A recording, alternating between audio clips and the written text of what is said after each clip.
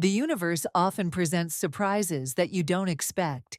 It can spin the wheel of life in any direction, killing and resurrecting, turning into angels or demons. And no one knows which side it will turn to you tomorrow. And that's what happened to Elizabeth, a police officer from the 5th District of the 7th State. The 24-year-old police officer and her colleagues participated in the arrest of a large gang of drug dealers. They worked on the case for several months and finally got on the trail. But something went wrong, and the main character felt the cold steel of a weapon on the back of her head. She had no chance at all. The sounds of gunfire disappeared. Everything became quiet and calm, and Elizabeth saw in front of her the distant image of her mother, who had passed away many years ago.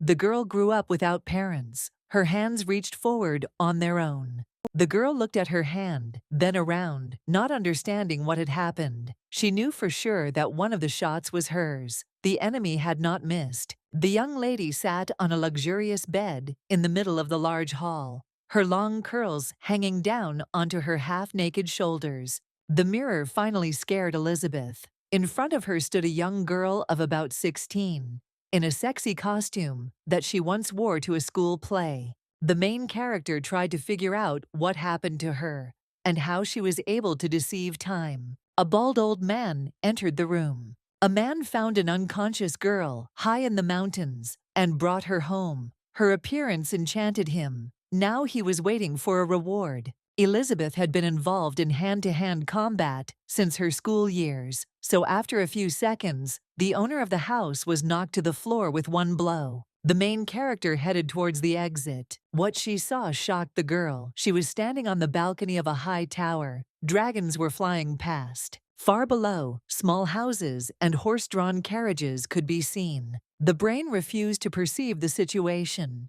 It was like the Middle Ages. The old man and the guard were catching up with the fugitive from behind. The servant received an order to seize the girl. Lightning flashed, and a moment later, Elizabeth realized that she could not move. An unknown force pressed her to the floor. The main character guessed that it might be magic. The owner of the castle turned out to be the famous Earl Baxter Smith.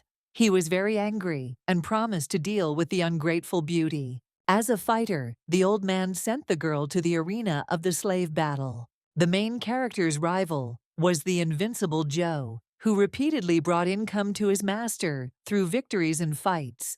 Elizabeth was chained, and her movements were restricted. The judge announced the start of the tournament. Everyone wanted the death of the fragile but brave slave. The wrestler had no doubt about an easy victory and was the first to rush into attack. Daily training in the gym did not go to waste, and the policewoman easily dodged the blow.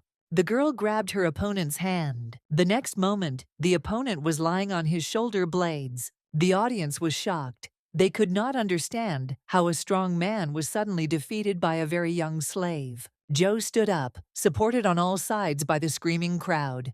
The wrestler's second attack also ended in defeat. Luckily, Elizabeth saw a crack in the chain. The policewoman decided to take advantage of the pause while the enemy gathered his strength. The girl broke the iron chain with a sharp movement of her hands. Elizabeth's signature punch knocked out her opponent. Joe had no more strength to resist. Baxter noticed that the chain was broken and ordered the guards to detain their prey. The girl understood that she could not hesitate for a minute. To get to the wall, Elizabeth jumped on the shoulder of a defeated enemy. The hand reached the top. All that was left was to pull myself up. The main character managed to get up from the arena to the spectator stands. The count tried again to detain the fugitive. Having jumped on Smith's head, Elizabeth easily floated above the rows of astonished spectators. The girl didn't know that the slave battlefield was located on the upper floors of the trading castle, and it was almost impossible to escape from there.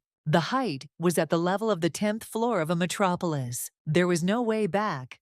The guards were catching up with the fugitive. The guards were ready to capture the slave again. Having experienced the power of magic before, Elizabeth knew she had to act. The girl's only hope was the roof of a long carriage passing below. Elizabeth pushed off harder and jumped down.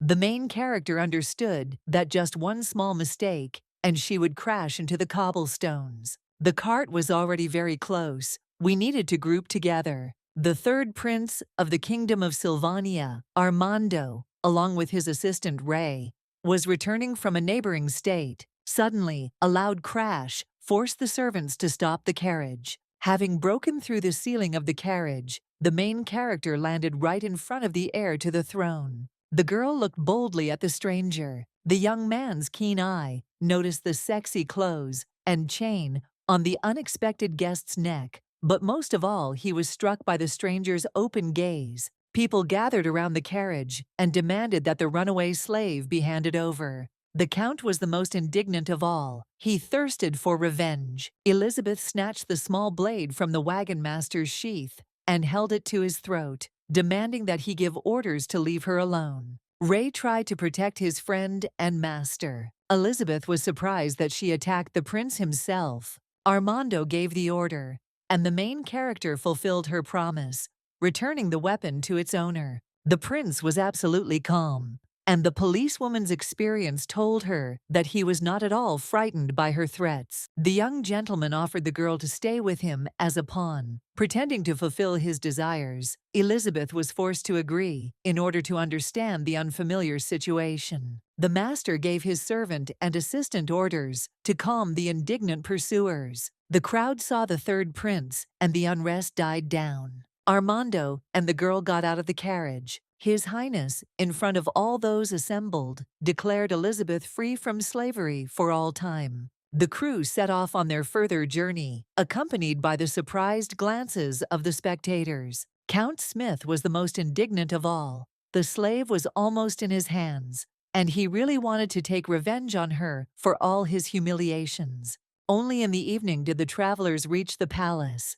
The maids were shocked by the appearance of the master, with a stranger in his arms. Elizabeth was happy. She finally got to take a bath. After the water procedures, the senior maid escorted the guest to the owner's apartments. The main character indignantly opened the door and looked into the mansion. The policewoman had not worn a long dress for a long time, so she inadvertently stepped on the hem. Unable to stay on her feet, Elizabeth flew forward with screams and a crash. The surprised prince was sitting on his bed with a book when his new girl landed next to him, with a noise, as he introduced her to all the inhabitants of the palace. The main character was very upset. Armando put the book aside and looked at the guest. Elizabeth categorically refused to be the savior's woman. The agreement was made only as a distraction. The prince brought the girl up to date with the events. In the current situation in the palace, the only safe place for her was next to him. Refusing to sleep on the small sofa, the main character climbed onto the bed. After a busy day, the girl fell asleep almost instantly. The dreams were different. Elizabeth was home again, returning from her shift. The serene home environment was replaced by threats from a stranger with a sword on the roof of a metropolis. The girl felt everything as if it were real, even the force of the blow. Unable to hold back, the main character flew down from the high roof. The girl woke up in a cold sweat and discovered that the owner of the palace had already left. The maids prepared the dress that the prince left for his guest before his departure. Elizabeth put on the outfit. She didn't like the bright jewelry and the appearance itself. It seemed that the clothes were too small and pressed on the body. The maid suggested breakfast and warned that afterwards there would be a meeting with the master's official fiancée. The chosen one was to be Stephanie, the youngest daughter from the noble family of the Duke. But the prince did not want any relationship with her, so he offered the role of his woman to the unfamiliar Elizabeth, relying on her courage and intelligence. The young duchess and her maid were waiting for her competitor. Unable to bear it any longer, Stephanie went through the palace halls in search of the impudent girl who had not answered her call. The rivals met in the middle of a spacious hall. Elizabeth's elegant dress amazed the bride. She had seen something like it before. Having decided not to spoil the relationship from the first minute, the main character, on the advice of the maid, greeted the noble person with a bow. Stephanie's maid reprimanded the girl and hit her in the face. Elizabeth did not expect the attack and did not have time to dodge. Her cut lip cracked and a drop of blood appeared. The main character was no longer willing to tolerate insults. While the rivals were getting to know each other and sorting things out, in the work residence,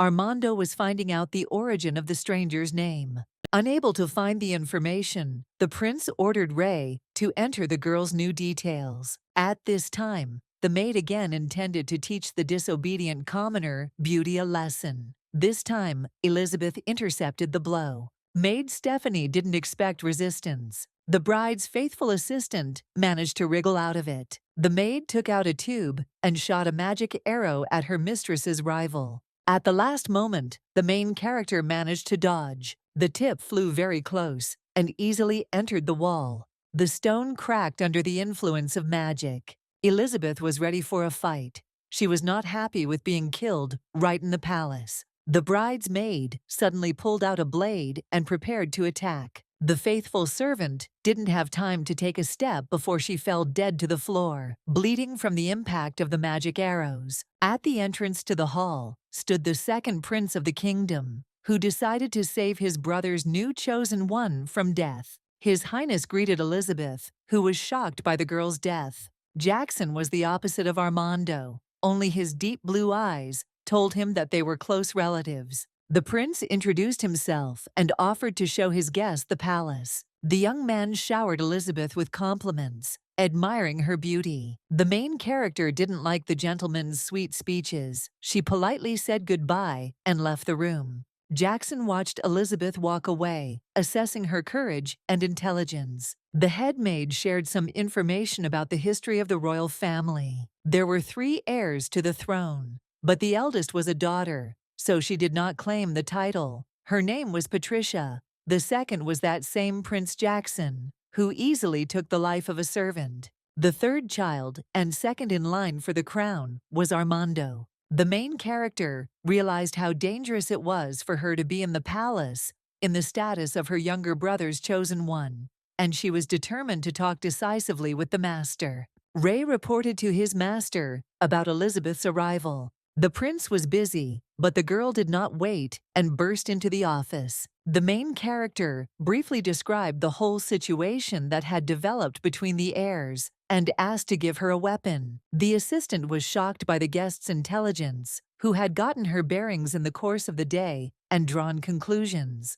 Armando didn't need the young duchess. She only made his path to power more difficult. In order to get rid of his official bride, the prince offered Elizabeth the role of his woman, using the latter as a puppet, creating a threat to her life.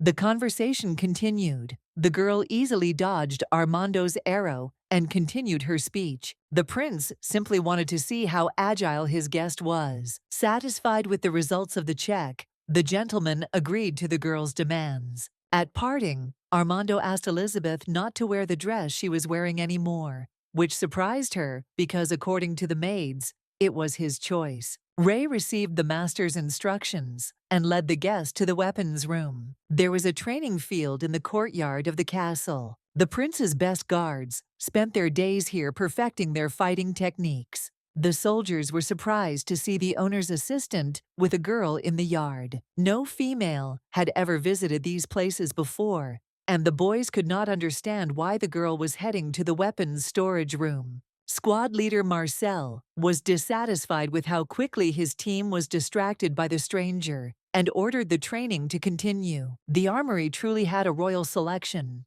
The policewoman's attention was drawn to a small, sharp blade, similar to one she confidently used for various official purposes. Ray moved from short blades to swords.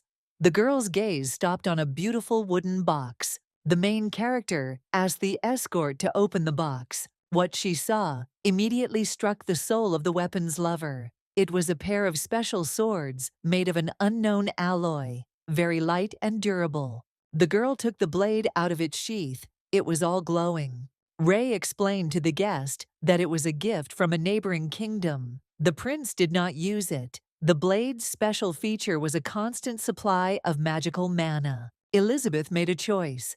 It was necessary to find a source of energy that had to be constantly nearby. The girl decided to choose a guard as an addition to the weapon, who would provide her support The squad was built on the training ground. None of the fighters agreed to Elizabeth's proposal. The squad leader explained the position of his colleagues to the police. All the guards had been invited by the prince himself to ensure his safety. They were the best of the best. The main character realized that Ray was cunning when he agreed to build a combat group. He knew the result in advance. Elizabeth, without thinking, snatched the sword from her escort's sheath. The girl pointed the sharp blade straight at Marcel. Elizabeth suggested a duel without the use of magic. The dress was not suitable for fighting, so the beauty borrowed clothes from Ray for a while. She looked stunning. The commander, on behalf of the entire group, accepted the stranger's challenge. The fighters watched the strange battle with interest.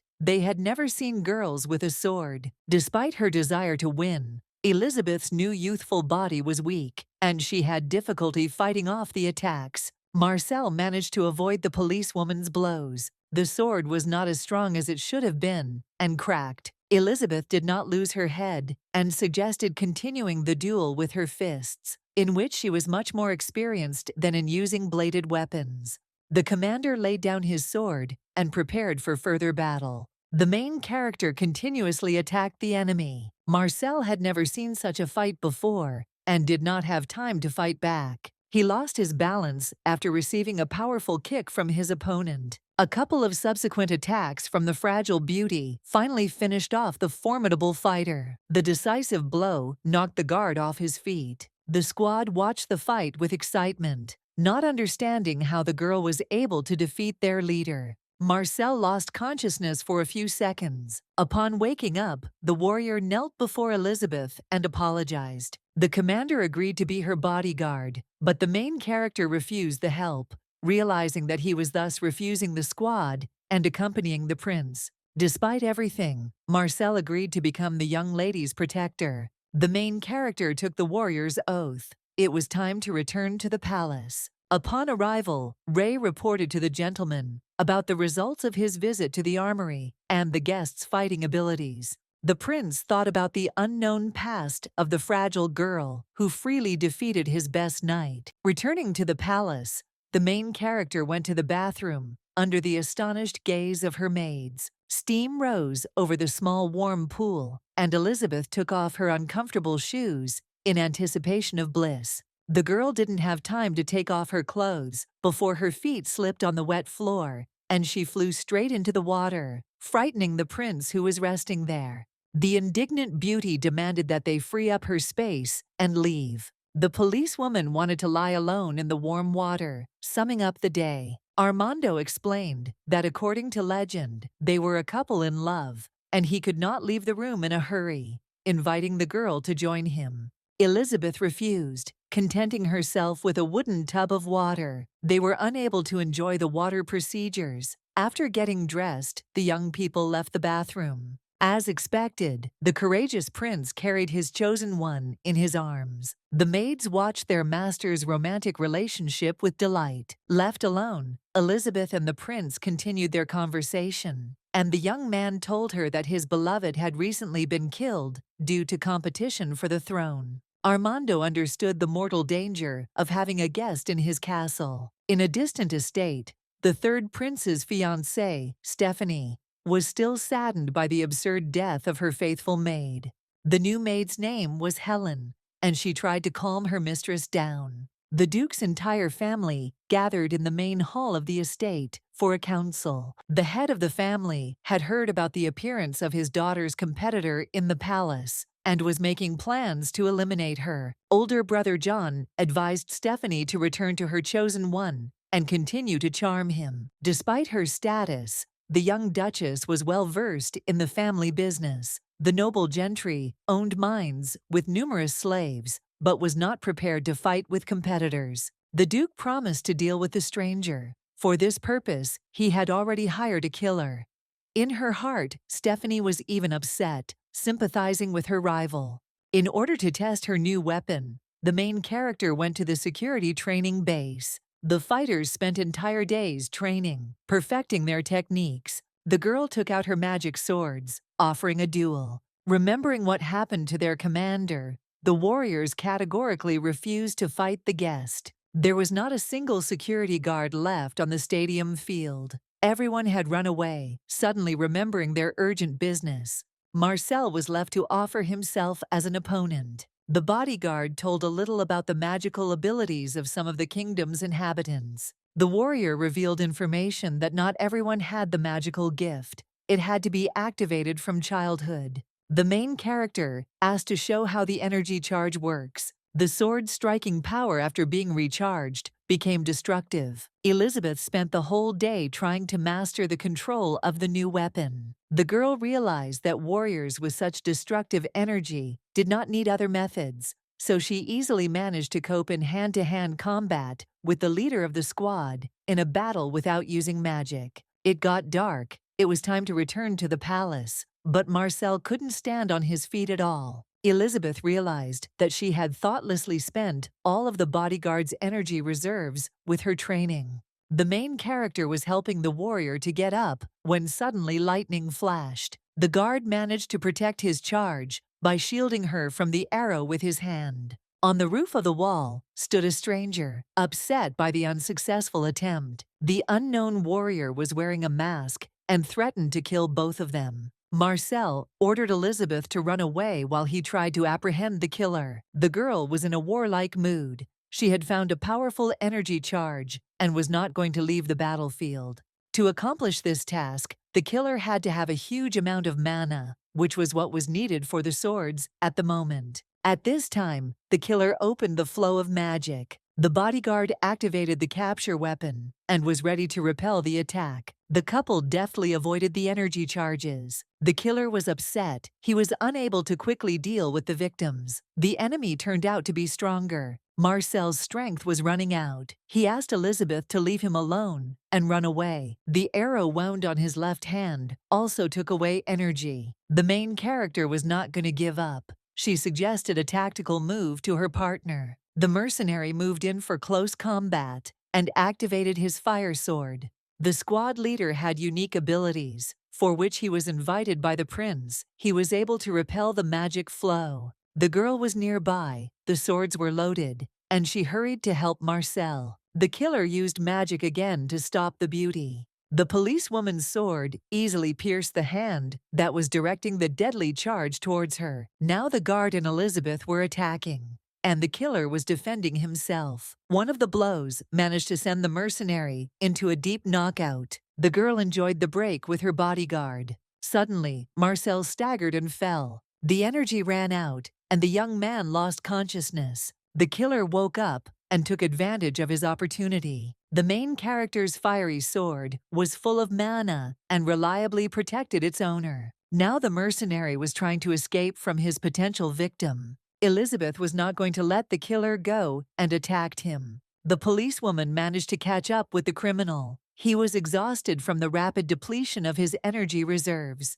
The girl really wanted to take off the mask that hid the mercenary's face. In front of her stood a guy who looked like a beautiful girl. The killer's name was Martin. He was very embarrassed about his face. Elizabeth offered the mercenary to die or become her second bodyguard. The young man needed help in finding his sister, who had been enslaved in the mines, so he was forced to agree in order to stay alive. It turned out to be even easier to deceive the customer, since he had never seen the killer's face, so Elizabeth got a new maid, Marta. The next 2 days, the girls spent time in the palace library. The main character tried to learn to read an unfamiliar local language, wondering how she could understand everything and speak it. Ray visited the guest and said that the bodyguard had just regained consciousness, but was still weak and could not get out of bed. Elizabeth went to visit the guard, sending Martha to make drinks. The girl was glad to see Marcel alive and well.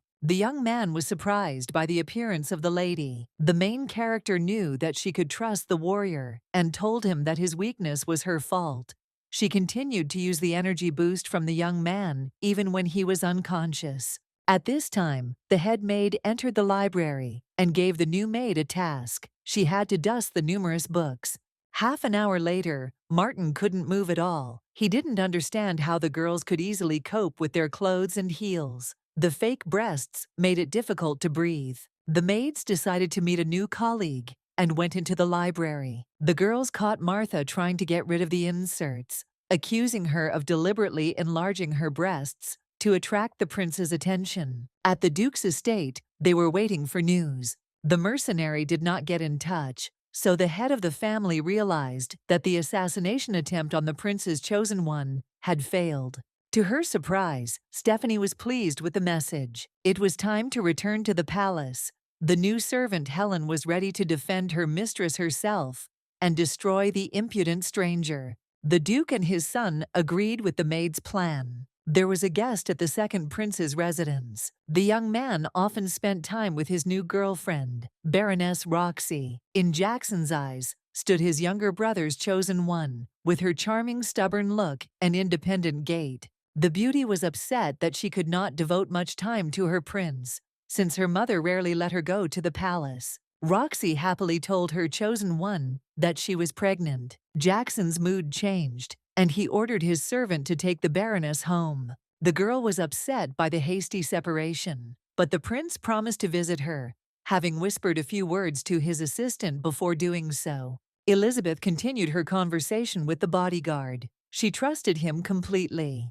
Marcel was surprised by the attitude of the prince's chosen one towards him, but remained faithful to his master. Several years ago, Armando freed a warrior from slavery, seeing great potential in him. Marta prepared a healing decoction and headed to Marcel's chambers for her mistress. Ray came across the maid and was surprised by the beauty of the new maid. The young man offered to help and see the girl off. Thanks to her assistant, Marta quickly found Marcel's room. The bodyguard reluctantly drank the bitter medicine. Elizabeth introduced her guard to the new maid, telling him where the assassin had disappeared to. The main character really wanted to go outside the palace. The assistant conveyed her desire to the prince and received permission with instructions to accompany the girl. Armando was surprised that his guest was going to visit the lands of her enemy, Count Baxter, who was a subordinate of the second prince. It was time to begin the search and release of Martin's younger sister. The conspirators gathered in the library and discussed the plan. Elizabeth and Marcel were supposed to distract the guards of the dungeon where the slaves spent the night after working in the mines. Martha and Ray, dressed in women's clothing, had to go down to the dungeon and find a sister with the same name as the eldest, among a large number of little slaves.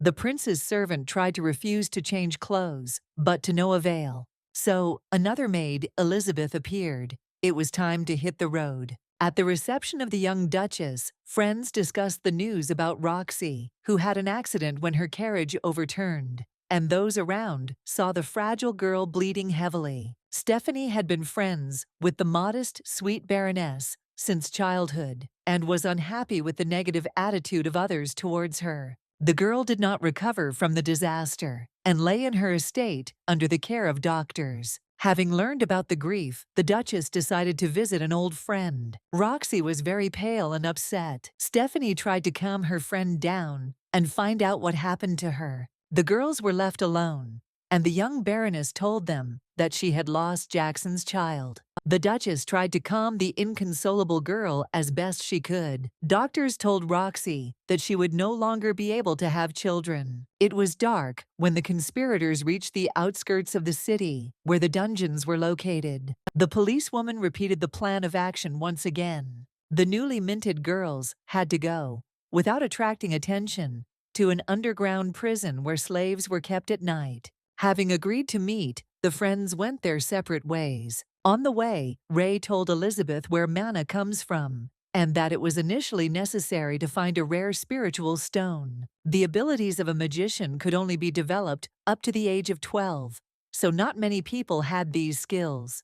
A mandatory condition for the child was activation with the help of spiritual people, of whom there were even fewer. Without them, it was impossible to awaken abilities. Very rarely could adults independently master magical powers. Among these few was Marcel, whom the prince found to be his guard. The main character was shocked by the new information. It was time to act. Elizabeth and her bodyguard went to look for the guards. The guards were in place. They needed to be led away from the entrance to the dungeon. The way was clear. and Ray and his partner, dressed in women's work clothes, went down. Martin recalled his childhood years when his younger sister Martha played with him and braided his hair. Hundreds of young slave girls were behind bars. The young man ran around the dungeon and called for the girl. The smell of dirty bodies made it difficult to breathe. Marta asked the girls about her sister. While the search was fruitless, it was necessary to go further along the dark corridors.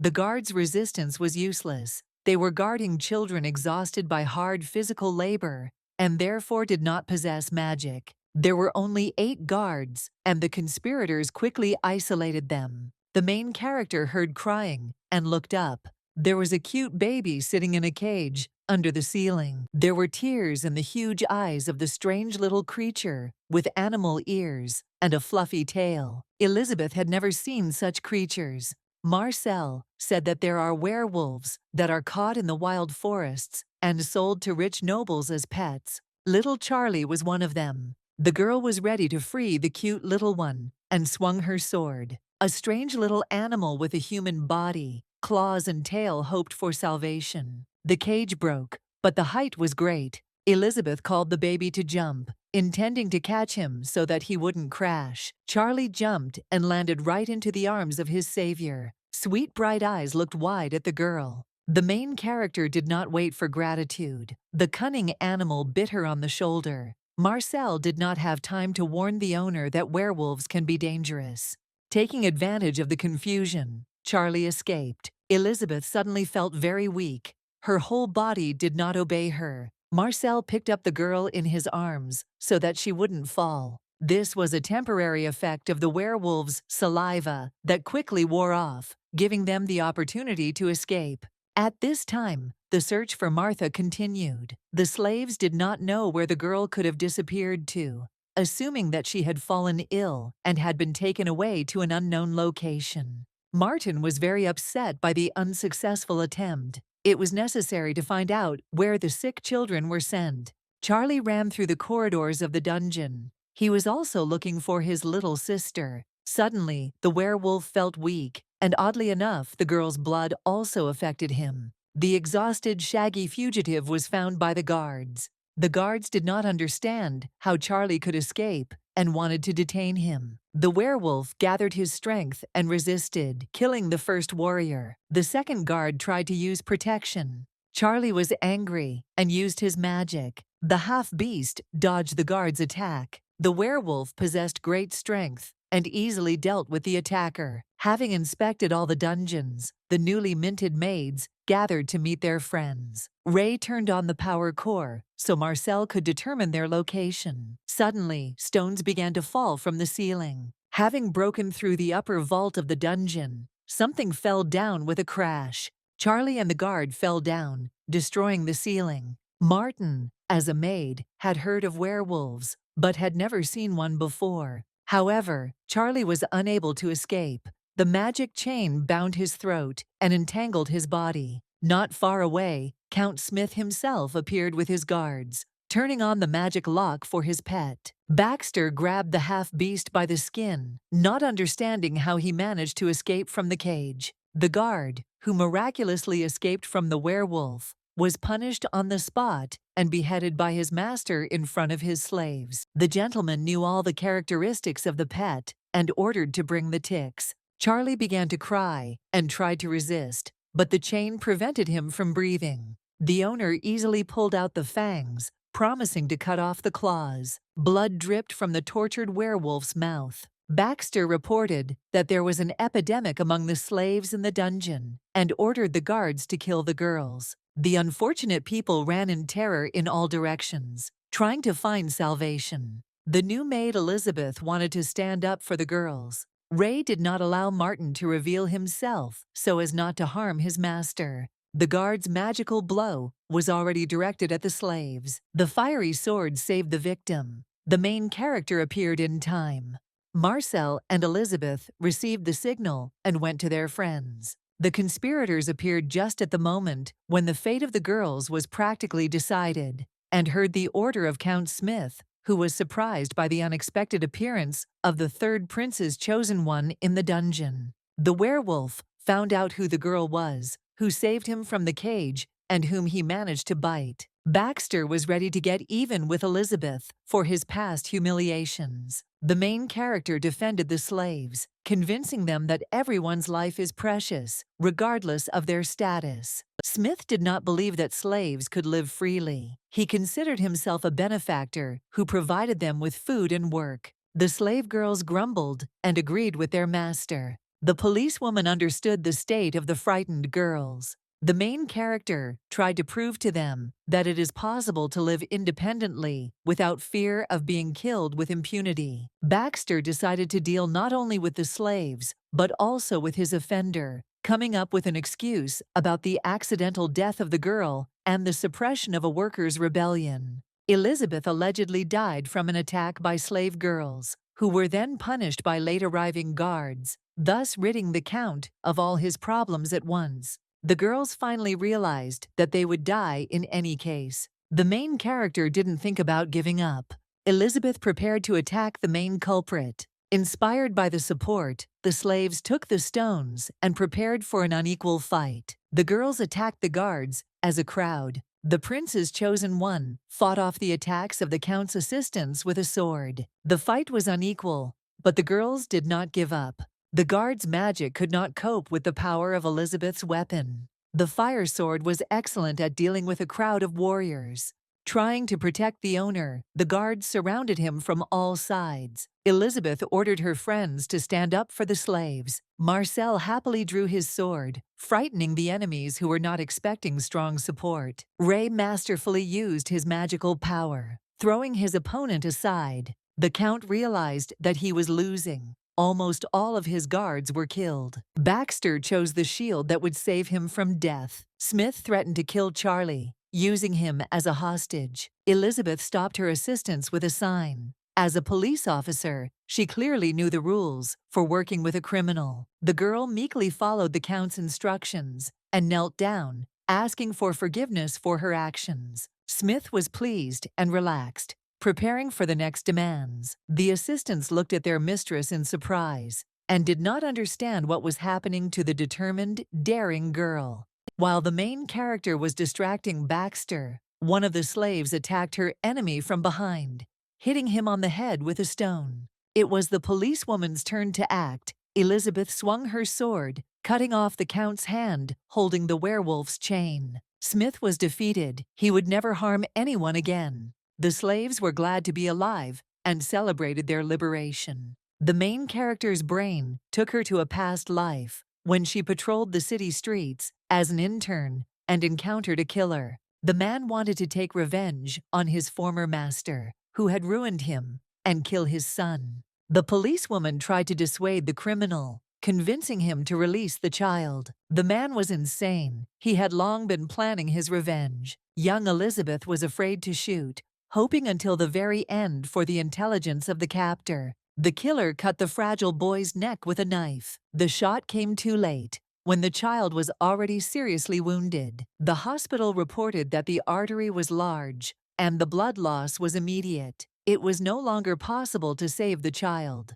Despite her colleagues' attempts to calm the intern, Elizabeth blamed herself for the untimely decision that resulted in the boy's death. The child's father was put on trial. The mother committed suicide, unable to cope with the loss of her son, and the main character was forever left with a sense of guilt for her unsaved life. Charlie distracted the girl from her difficult memories. Elizabeth hugged little Charlie and told him that everyone's life matters, no matter who they are. In a country where there is no justice, the main character had to take the decision upon herself and kill the one who took the freedom and lives of many others. The werewolf did not understand the meaning of the strange girl's words and hugged her tightly in response. The little half-beast knew that after the death of his master, power over him passed to his mistress, and decided to behave modestly. While the guards were unconscious, the slaves tied them up and asked their savior what to do with them. The main character suggested that the former slaves decide for themselves what the future fate of the guards would be. The girls were ready to take revenge for their suffering and kill everyone. Marta decided to take advantage of the situation and find out where the sick children from the dungeon were taken. The former assassin recalled his childhood. His father was a count and his mother a commoner.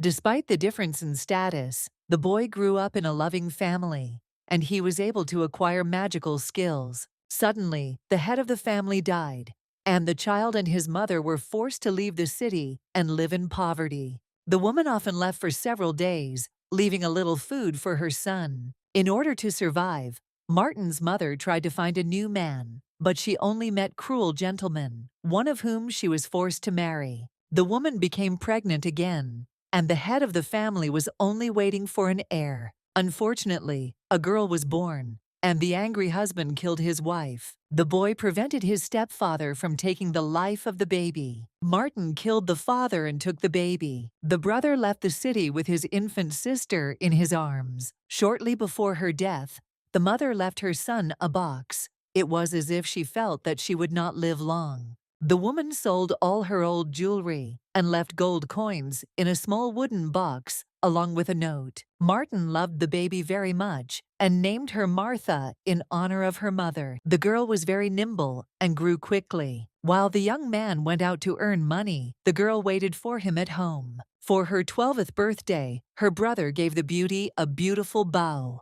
Marta grew up as a very kind and sympathetic child. She wanted to help children left without parents and take care of them just like her brother. The brother promised to take care of her all her life, but one day, when he returned home, he did not find the girl at home and learned that she had been kidnapped by slave traders. Martin, in the guise of Elizabeth's maid, asked the guards where they took the 6 slaves. The guard said that behind the mines, there was a ravine where the dying were buried. The young man did not wait for the others and rushed to search for the burial place. One of the former slaves remembered a little girl. They met at the slave market. The little girl was very kind. Martha kept talking about her brother, who would come and protect everyone. The guards didn't like the girl's conversations, and they beat her with truncheons and then took her to the ditch. Martin ran faster than the wind, hope glimmering in his soul. Marcel and the main character hurried after her.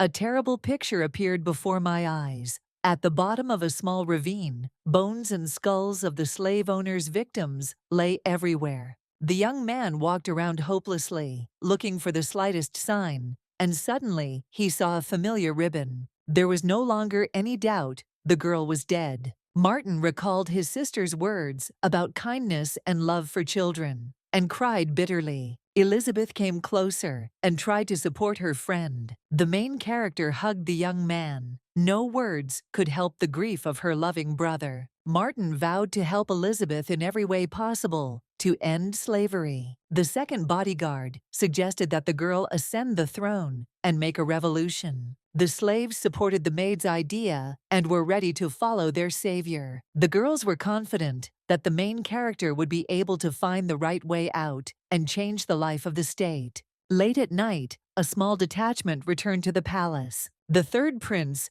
waited for his assistant's report. Everyone was very tired and wanted to sleep. The maids especially liked the fluffy stranger with a tail. The maids had never seen werewolves before, which only the rich could buy. One of the maids wanted to pet Charlie, but he showed her his teeth, terribly frightening the girl. Elizabeth scolded the bully and forbade him from biting. Ray, without having time to change his clothes, immediately went to the owner. The main character went to take a bath.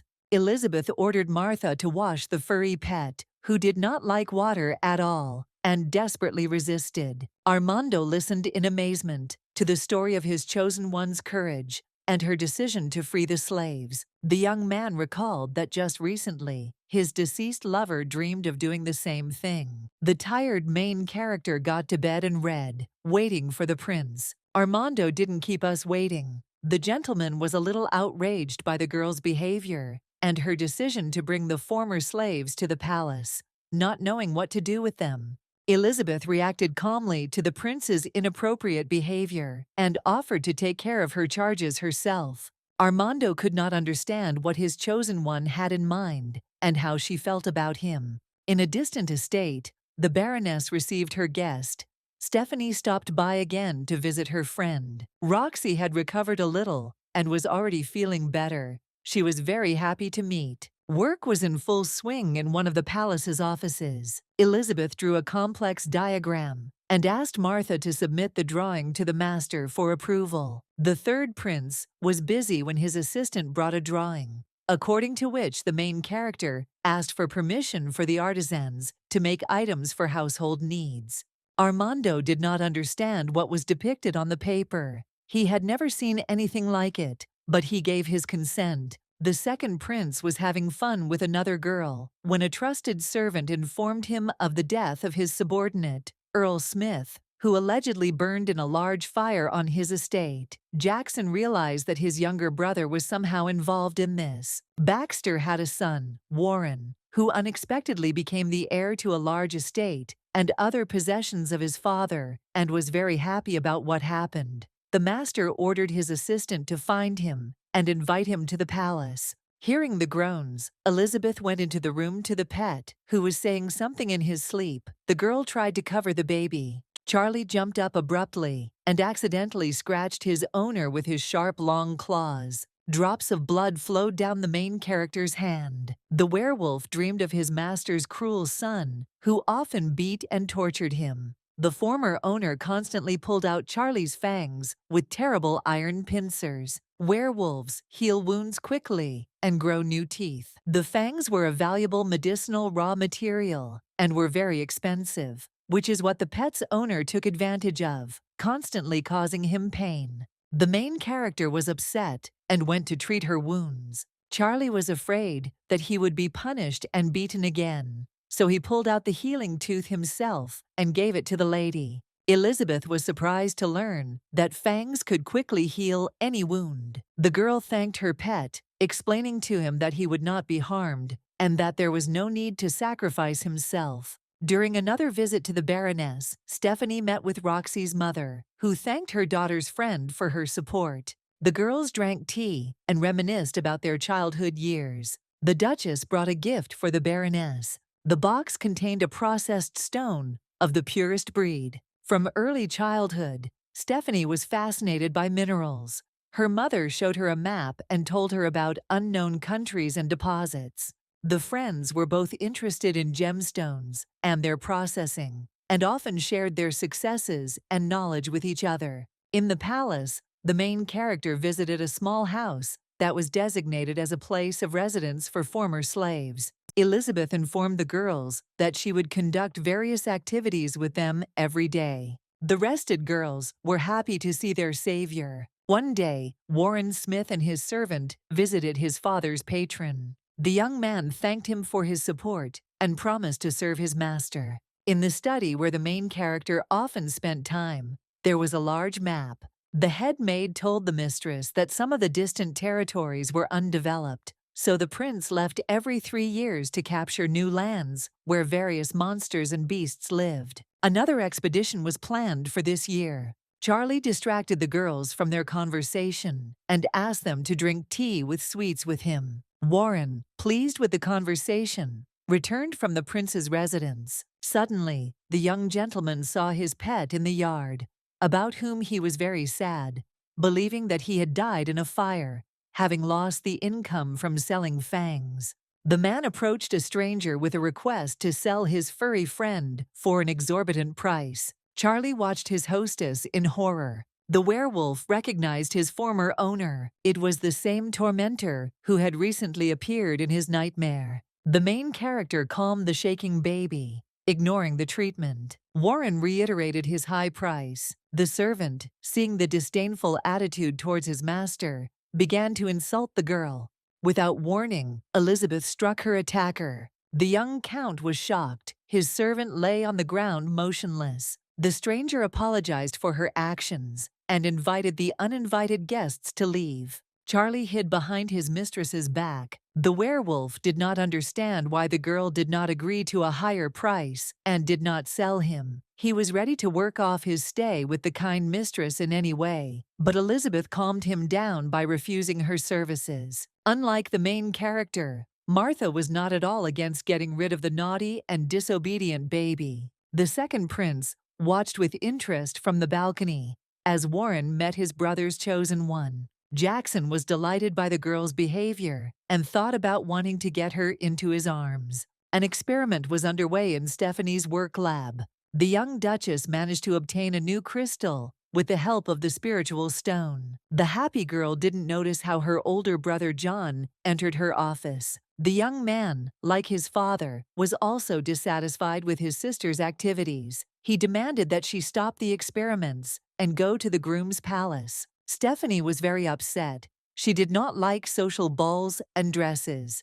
Since childhood, mining sciences came easy to her. Jackson quickly went downstairs and caught up with Elizabeth, presenting her with flowers. Martha and Charlie watched what was happening with excitement. The werewolf felt the negativity coming from the second prince. The main character greeted the gentleman and asked permission to pass. Jackson was not used to being refused and grabbed the rebellious girl. In a whisper, he suggested that Elizabeth come to him, leaving the third prince. The main character was adamant and was able to free herself from the embrace. Then the heir to the throne decided to leave his mark on the girl's body, knowing that this would greatly anger his brother. The young lady's response was a resounding slap. A small bloody mark was painted on the girl's shoulder. Jackson wished her luck, because he knew that Armando would be jealous and stop trusting his new chosen one. The second prince said goodbye and headed to his quarters. The main character was very upset. The bite mark usually lasted for at least 3 days. The tea party was completely ruined. It was time to return to the palace. Upon arrival, Elizabeth found on the table parts made by craftsmen, according to her designs. The girl quickly assembled the metal thing. The policewoman pulled the trigger. There was a faint pop. An iron bullet flew out of the barrel. It was necessary to urgently solve the issue of making gunpowder. Martha began to look for the thing that had jumped out of the unknown object, doubting that it was needed for household chores. There were guests at the Duke's large, beautiful estate. Roxy decided to take a carriage ride for the first time since the accident and visit her friend. Stephanie was glad to meet again. The young Baroness was delighted with the beauty of the buildings. It was her first time visiting here. A friend noticed the sadness in the eyes of her fellow sharer. The girls sat down to drink tea with delicious cakes. Roxy found an excuse to send Stephanie's maid to the kitchen and began questioning the girl.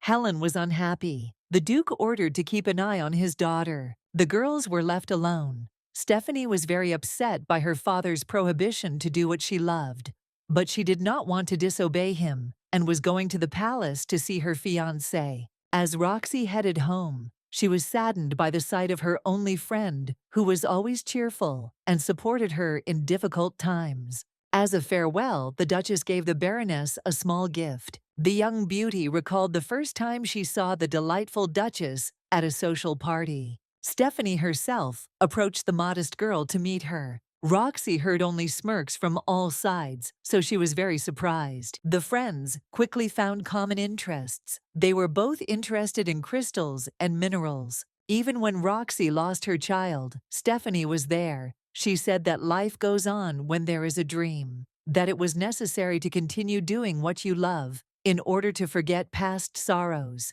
The Baroness sadly left the magnificent castle, which had become a golden cage for her friend. The Duke watched the carriage drive away from the window. Father ordered Stephanie to stop communicating with Roxy and go to the palace. It was time to organize a wedding with the third prince. The girl was very upset. The head of the family treated his daughter badly since childhood. Only the mother protected her child. The girl loved to conduct various experiments. Little Stephanie remembered how her parents often argued over her father refusing to allow his daughter to study geology. The Duke owned a large number of deposits. Slaves developed the ore and mined valuable stones. The eldest son was supposed to take over the business by inheritance, but knowledge was absolutely not given to the young man. Quite young Stephanie, on the contrary, easily assimilated the material, and at the age of 6, could distinguish between rocks and recognize valuable stones. The girl did not like dancing or embroidery at all. At the age of 9, the beauty showed her father for the first time the precious stones she had cut with her own hands. John was amazed by what he saw, but the Duke ordered him to forget about the dream. Stephanie cried for a long time, but she loved her father and tolerated his attacks. For the sake of her family, the girl began to successfully master social activities. One day, the Duke brought his daughter to the palace and showed her the future groom. The third prince was not alone. He was walking with his beloved along the alleys of the garden. The father reassured Stephanie that all obstacles could be removed. Only a week later, the young duchess understood the meaning of the terrible words. Her rival was found dead. According to legend, she committed suicide. It was the first death that young Stephanie had encountered in her life, not counting the loss of her mother as a child. The girl realized that marriage is not a guarantee of a happy life and love. As a guard, the Duke sent a specially trained servant, Meg, to the palace with his daughter. Stephanie did not understand the purpose of her protection. On the very first evening of her stay at the prince's residence, the duchess was almost poisoned. Her faithful maid saved her mistress in time. The magic stone revealed that the drink had been laced with poison. The noble woman did not want any more deaths, so when she saw Elizabeth for the first time, she tried to save the prince's new chosen one. Stephanie decided to intimidate the stranger with her bitchy appearance and behavior, but to no avail. As a result of their acquaintance, Meg died. Roxy returned home. Her mother was waiting for her at the gate. The Baroness loved her child very much and took tender care of her. The mistress of the estate always supported her daughter, and after the miscarriage, she was especially concerned about her health. The third prince was aware of the incident with his elder brother and called Elizabeth to his office. The girl was calm and told about Jackson's provocation. The behavior of the chosen one indicated that she was innocent. Armando knew his brother's abilities and trusted Elizabeth. The main character finished her tea and asked the master to allow the artisans to continue making the necessary items. An excited Martha waited for her mistress at the exit, worried whether the prince would believe his chosen one. When Elizabeth left, Armando was plunged into the recent past when, out of inexperience, he accused his first lover of cheating on him. Then Jackson did the same, leaving a mark on the girl's skin. The prince never saw her alive again, bitterly worried about what happened. He was never able to apologize to her for the unfounded accusation. On the alley next to Armando's apartment, Elizabeth met her rival. Stephanie threatened the girl, ordering her to leave the palace. The main character did not enter into a quarrel, inquiring about the mental state of her opponent after the loss of her maid. The Duchess was surprised by the girl's insight. Before these words, no one had been interested in her experiences. The next morning, the freed girls began training. Sports were not easy, and Elizabeth was a tough mentor. The second prince was having fun with another beauty when his assistant entered. The servant reported that his subject's eldest son, John, had gone to the mountains to search for new ore deposits, and after the trip, he should fully inherit the title of head of the duchy. Suddenly, the heir to the throne began to strangle the girl. Before her death, the beauty confessed that she was a member of an ancient clan that had long dreamed of dealing with the second prince. At home, Roxy constantly remembered her friend's sad look. Having decided to support Stephanie, the Baroness went to the palace. In one of the halls, the guest met a strange company and asked where she could find the prince's bride. Elizabeth reported that she had recently seen her rival walking in the garden. Roxy went with her maid to look for her friend. After some time, the girls realized that they were lost. The Baroness heard voices and saw people behind the bushes. In the clearing, Stephanie was talking loudly to Jackson. Their servants were nearby. Seeing the uninvited guests, the second prince gave instructions to his assistant to remove the witnesses. The servant completed the task with ease. Stephanie was shocked by what was happening. Helen stopped her mistress from screaming in horror.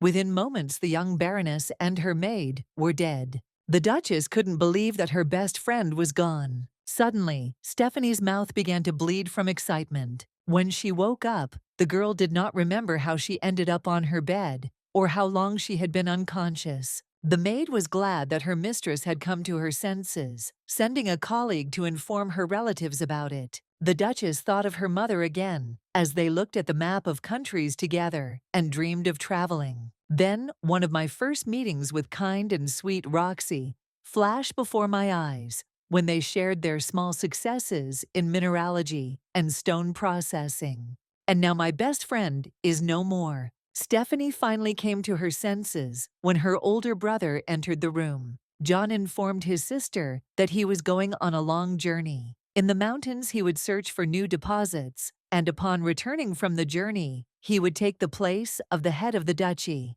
The young man said goodbye. Stephanie was left alone, tears streaming from her eyes. She didn't want to live anymore.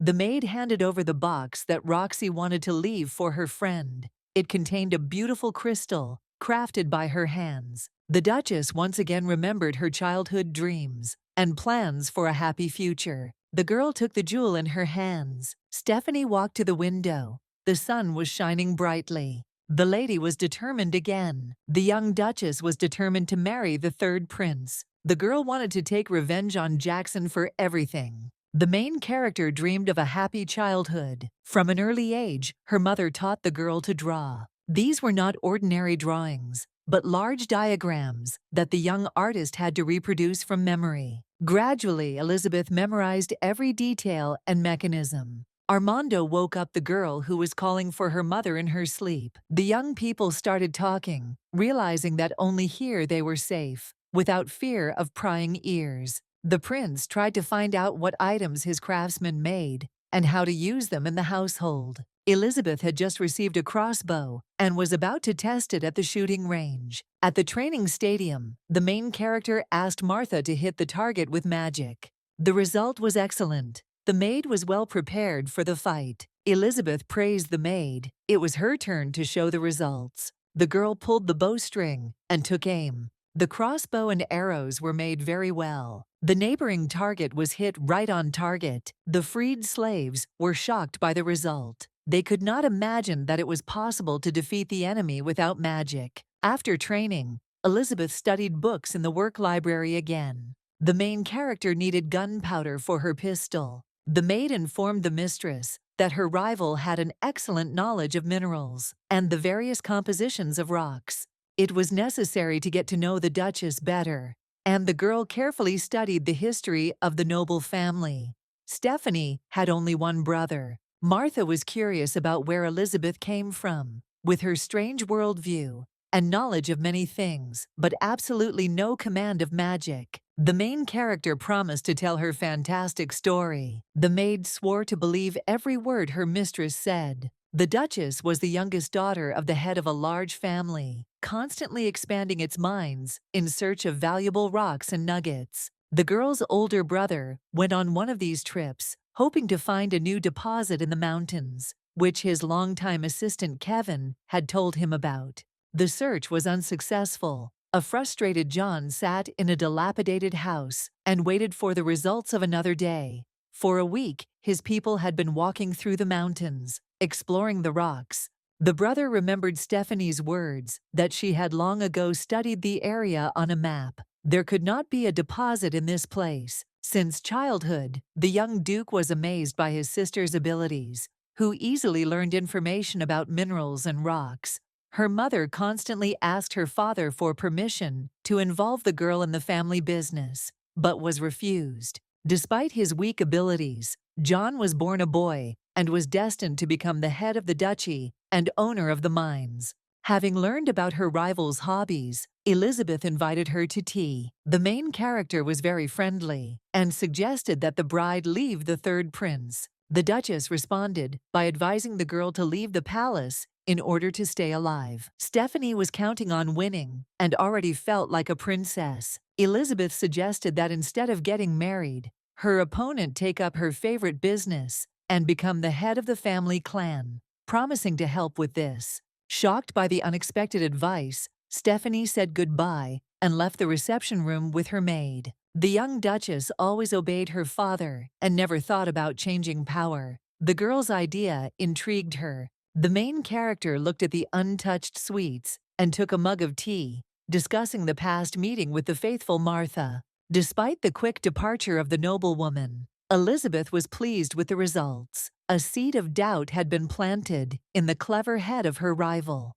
Stephanie, like everyone else at that time, was afraid of poisoning, so she did not touch the delicious dishes. She left, remembering the tempting offer of the prince's chosen one. It was very cold on the distant mountain pass. The young duke waited for news from his squad and discussed the results of the search with his assistant. He was tired and wanted to return home. Kevin promised the owner that workers should come soon with good news, as he was sure that there were rich mineral deposits in this place. The young people were alone in the house when suddenly the assistant attacked his master. The young duke managed to dodge the sharp blade. Kevin was determined. He had been waiting for this moment for so many years and was not going to let his master go alive. John used magic to try to defend himself from the unexpected attack. The enemy easily repelled the weak resistance. Kevin told the shocked duke, who had known his assistant for several years, that he was his half-brother. John didn't want to believe his opponent's words. Kevin had been planning the murder for a long time. The trip to the mountains was his idea, to lure the master out of the estate and be alone with him. The Duke realized the seriousness of his enemy's intentions and tried to escape. The young man calmly watched the victim. He knew that the servants and guards were long gone. He deliberately sent them to a dangerous place. John remembered his childhood and his beloved father, whom he respected very much and was proud of. The old Duke repeatedly told his son that he was the only heir and hope of the family. The young gentleman had difficulty understanding mineralogy, but he did not want to let his parents down and stubbornly tried to do what he did not like.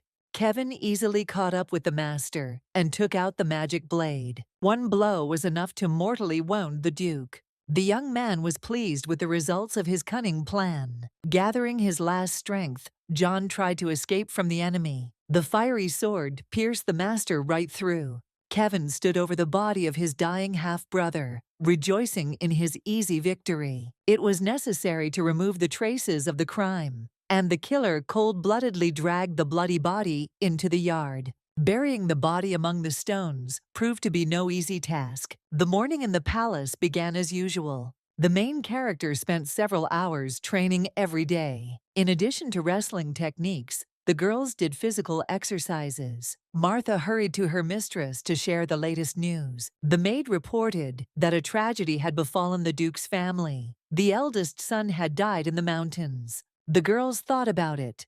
Lately, they had not believed in coincidences or accidents at all. It turned out that the noble family was left without an heir, since all the other contenders among close relatives gradually died under uncertain circumstances. The funeral took place in the family cemetery. The body of John and the small detachment that accompanied him on the expedition were not found. It was believed that they all died under the rock fall. Stephanie was very worried about the death of her older brother.